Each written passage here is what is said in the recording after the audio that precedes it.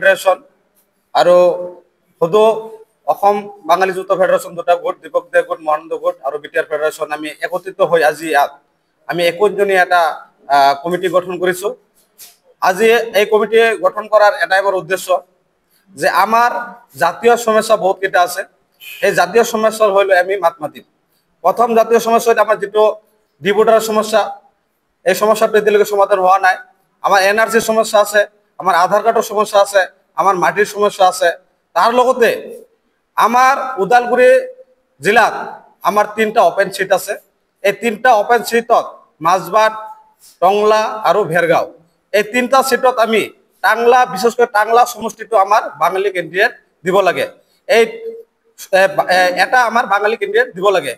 যোনে যিটো ৰাজনীতি দলে হোক, হয় বিজেপি, বিপিআই, বিপিএল, যোনে হোক, যোনে আমাৰ বাঙালীৰ এজনকে আমাৰ প্ৰতিনিধি দিয়ে, সেইটো দলতে আমি সমৰ্থন কৰিম, অপেন সমৰ্থন কৰিম।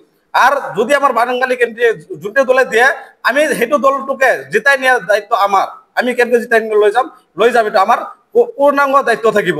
আৰু যদি আমাৰ এই দাবীটো না মানে এইবাৰ, বিশেষকৈ আমাৰ ওদালগুৰি ডিষ্ট্ৰিক্টত যেটো 3টা সমষ্টি আছে, 3টা সমষ্টি এটা সমষ্টি আমি বিচাৰিছো, আমি এবাৰ চাম আমাক কিমান ভাল পায় কোনটো ৰাজনীতি দলে। যোনটো ৰাজনীতি দলে আমাৰ এইটো দাবী মানে, সেইটো ৰাজনীতি দলৰ লগতে আমি থাকিম। আমি দৰকাৰ হলে এইবাৰ আমাৰ ৰাজনীতি দল কেন্দ্ৰীয় জিতাই নিয়াৰ কাৰণে দৰকাৰ হলে আমাৰ এই ওদালগুৰি ডিষ্ট্ৰিক্টত আমাৰ টংলা সমষ্টিৰ যিমান আমাৰ বাঙালী মানুহ আছে বা আদাৰ আছে, দৰকাৰ হলে তেওঁলোকৰ আমি ভৰিত ধৰি হলেও দৰকাৰ হলে আমাৰ যেটো আমাৰ প্ৰাৰ্থী দিম তাক জিতাই লৈ যাম। আর অন্যথা যদি আমার এই কোনো রাজনীতি দলে আমার বাঙালিক টিকেট নিদিয়ে, অহা দিনত আমি কেনেকৈ আমার সংগঠনের ফালৰ পৰা অল বিডিসিত আমি দরকার সেন্ট্রাল কমিটি রিকোয়েস্ট করি অল বিডিসিত অল অসমত আমার বাঙালি কেন্দ্রীয়ত আমি সব জায়গাতে দিয়ার কারণে আমি ব্যবস্থা করি।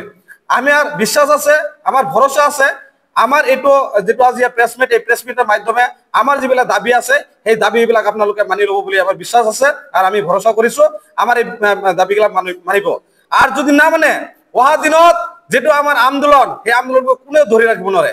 কাৰণ আমাৰ বিগত দিন আপোনালোকে চাইছে ডিভোটাৰ সমস্যাৰ কাৰণে আন্দোলন কৰিছো আমি, এনআৰসিৰ কাৰণে আন্দোলন কৰিছো আমি, আধাৰ কাৰ্ডৰ কাৰণে আন্দোলন কৰিছো আমি আন্দোলন কৰি যাম। এটাই কথা আৰু এটা কথা কৈ আছো যে আমাক বাঙালী মাত্ৰ ভোট বেগ হিচাপে ইউজ নকৰিব। আমাৰ যেটো ন্যায্য দাবী, আমাৰ যেটো গণতান্ত্ৰিক অধিকাৰ, এই অধিকাৰেৰ পৰা আপোনালোকে বঞ্চিত নকৰিব। যদি বঞ্চিত কৰে, অহা দিন আপোনালোকে চাব পাৰিব যে বিটিআৰ বাঙালী যুৱ ছাত্ৰ ফেডাৰেশন আৰু অসম যেটো আমাৰ দুটা গোট আছে, দুটা গোটৰ মিলি পেলাই যেটো আমি আজি কোঅৰ্ডিনেটৰ কমিটি বনাইছো, এই কোঅৰ্ডিনেটৰ কমিটি ওদালগুৰি ডিস্ট্রিক্টত একটা অন্য ধরনের একটা আন্দোলন সৃষ্টি করিম। তার কারণে আমি কিন্তু দায়ী নহম, তার কারণে সরকারি দায়ী হব আমরা এইটো আন্দোলনের কারণে। ধন্যবাদ।